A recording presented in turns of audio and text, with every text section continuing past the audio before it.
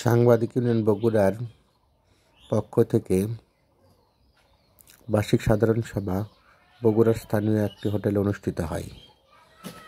সাংবাদিক ইউনিয়ন বগুড়ার সভাপতি গণেশ দাসের সভাপতিত্বে অনুষ্ঠিত এই অনুষ্ঠানে সাংবাদিক নেতারা বক্তব্য রাখেন।